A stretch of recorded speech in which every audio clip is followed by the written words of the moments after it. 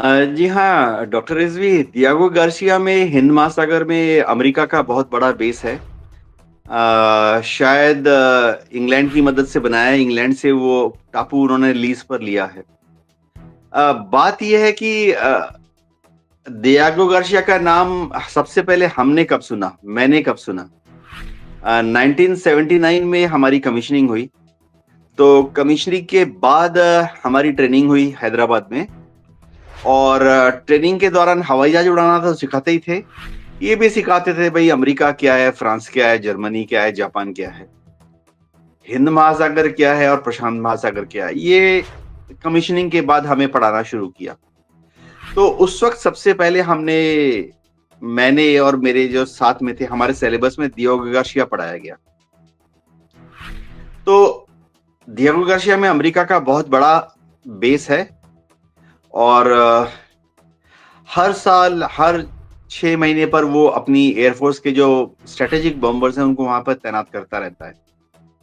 ज़्यादातर तैनात करता है अ, हम वायुसेना में बोलते हैं एक्सरसाइज़, यानी मशक्कत करके वो दिखाता है कि भई बहुत पावरफुल है। अ, इससे ज़्यादा और क्या कहूँ? अभी जो उन्होंने बी-52 तैनात किए हैं, केसी-10 टैंकर तैनात किए, वो करते रहते हैं ऐसे। हर साल 2 बार, 3 बार करते रहते हैं ऐसे। अभी जो तैनात किए हैं यहाँ से टेक ऑफ करने के बाद उन्होंने कहाँ-कहाँ बमबारी की है, वो मैं दर्शकों को बता सकता हूँ। लास्ट दियागो गार्सिया से बी-52 ने जब टेक ऑफ किया और बमबारी की थी, तो उन्होंने बमबारी की थी इराक के ऊपर, सद्दाम हुसैन के टाइम पर। तो बी-52 ने अफ़गानिस्तान पर भी बॉम्बिंग नहीं की। बी-52 ने अ, स और कहीं नहीं बॉम्बिंग की वहाँ से टेक ऑफ करने के बाद। जब सद्दाम हुसैन थे, ये 1991, 1993 की बात है, जब सद्दाम हुसैन कुवैत में चले गए थे और बाद में जब अमेरिका ने सद्दाम हुसैन की तख्तापलट की, उस वक़्त। तो क्या इन बी-52 से अमेरिका ईरान के ऊपर बमबारी करेगा? सवाल ये है। हाँ, मैं अब बता दूँ कि इन बी-52 की मदद से अमेरिका हूथी पर बमबारी करने की प्लानिंग कर सकता है। क्योंकि हूथी के पास जवाब देने के लिए कोई दूसरा तरीका है नहीं। अगर बी-52 दियागो गार्सिया से टेक ऑफ करते हैं, हूथी के ऊपर यमन में हमला करते हैं या एडन के आस-पास जितने भी हूथी के बंदरगाह हैं, उन पर बी-52 से बॉम्ब गिराते हैं, तो हूथी के पास उसका कोई जवाब नहीं है। शायद वो एक रिमोट पॉसिबिलिटी है। लेकिन ऐसा कहना कि ये बी-52 ईरान पर हमला कर देंगे मिलिट्री जो थॉट प्रोसेस है, देखिए होता है कि क्षमता होना अलग बात है, डिप्लॉयमेंट अलग होना अलग बात है। हमने भी गलवान में लड़ाई के बाद हमने 50,000 फौजियों को अक्साई चीन में भेज दिया। गलवान में लड़ाई हो गई, हमने भी 500 टैंकों को अक्साई चीन में भेज दिया। गलवान में लड़ाई हो गई, हमने भी 50 फाइटर विमानों को लेह में तैनात कर दिया। वो हमारी क्षमता दिखाता है, इरादे दिखाता है लेकिन इस्तेमाल करने का नौबत नहीं आया। सवाल ये है कि अगर बी-52 ईरान पर हमला करता है, तो क्या ईरान चुपचाप बैठा रहेगा? जवाब ज़ाहिर बात है, नहीं। ईरान ने बार-बार ये कहा है कि अगर अमेरिका की फ़ौज, चाहे वो आर्मी हो, नेवी हो और या अमेरिका की एयर फ़ोर्स हो, अगर वो ईरान पर हमला करती है, तो ईरान ने पर्शियन गल्फ को बंद कर देना है।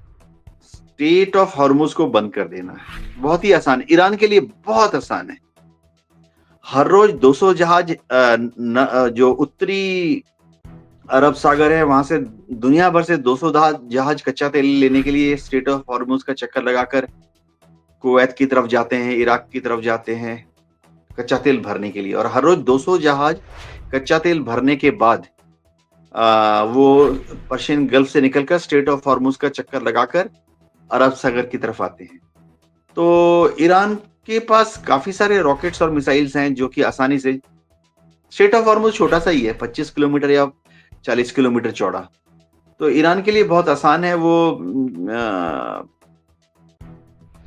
50 रॉकेट या 100 मिसाइलें दाग देगा और स्ट्रेट ऑफ हॉर्मुज़ में 4-5 शिप्स को डुबा देगा। और वो चोक हो जाएगा, बंद हो जाएगा। अमेरिका इतना बड़ा खतरा लेना नहीं चाहता है। अब सवाल ये कि अमेरिका को क्या परेशानी है?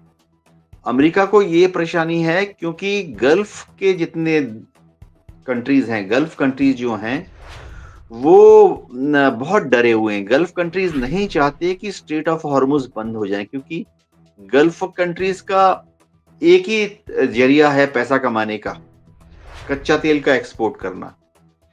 तो चाहे इराक हो, कुवैत हो, अबू धाबी, कतार, कोई भी गल्फ कंट्री का आप नाम ले लीजिए, यूएई, ओमान में भी है। इन सब का अगर कच्चे तेल का एक्सपोर्ट बंद हो जाएगा तो बहुत दिक्कत आ जाएगी। एक और चीज़ है कि अगर अमेरिका ने ईरान पर बमबारी कर दी तो होगा क्या, मैं 2-3 आइडिया देता हूँ। एक तो दुनिया भर के जितने देश सुहेल हैं, साहब चीन कैमरा भी सही कर लीजिए। अपने-अपने जहाज़ों को पर्शियन गल्फ भेजना बंद कर देगा। लॉयड्स ऑफ लंदन जो कि इन शिप्स का इंश्योरेंस करते हैं, वो इंश्योरेंस की कॉस्ट जो कि जैसे हूती लाल सागर में शिप्स पे अटैक कर रहे थे, तो इंश्योरेंस कॉस्ट पिछले 1.5 साल में डबल हो गई है। अगर स्ट्रेट ऑफ हॉर्मुज के ऊपर हमला हो जाएगा, अगर अमेरिका ईरान पर हमला कर देगा, तो लॉयड्स ऑफ लंदन इंश्योरेंस करना ही बंद कर देगा, क्योंकि 10 गुना ज्यादा फीस कोई भी कंपनी, शिपिंग कंपनी नहीं देनी पाएगी इंश्योरेंस करने के लिए। तो दुनिया भर से सारे शिपिंग जो होंगे वो वहां जाना बंद हो जाए। भारत तो सबसे पहले रोक देगा, हमारे जो जहाज हैं कच्चा तेल लेने के लिए उस तरफ जाएंगे नहीं। तो इससे होगा क्या? कच्चा तेल जिसकी कि अभी दुनिया के मार्केट में हम बोलते हैं, एक रफ इंडिकेशन होता है ब्रेंट क्रूड बास्केट, वो फिलहाल समझिए $80 $82 के आसपास अगर घूम रहा है, तो जिस दिन अमेरिका ने एक बम भी गिरा दिया अपने B-52 से ईरान पर, ब्रेंट क्रूड की कीमत 100 के ऊपर चली जाए, $100 पर बैरल चली जानी है। और अगर ईरान ने स्ट्रेट ऑफ हॉर्मुज पे हमला कर दिया, तो ब्रेंट क्रूड बास्केट की जो कीमत है वो $110 $120 पर बैरल चली जाएगी। दुनिया की पूरी इकोनॉमी गड़बड़ा जाएगी, अमेरिका की भी। जी, डॉक्टर रिजवी।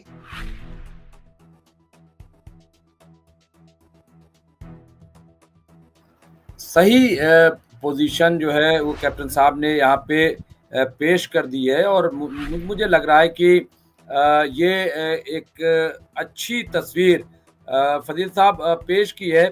लेकिन बात वही है कि मैं इन तमाम सूरत हाल के बावजूद अभी भी मैं देख रहा हूँ कि जो हौती है वो तेल अवीव को निशाना बना रहा है, वो पीछे हटने के लिए तैयार नहीं है।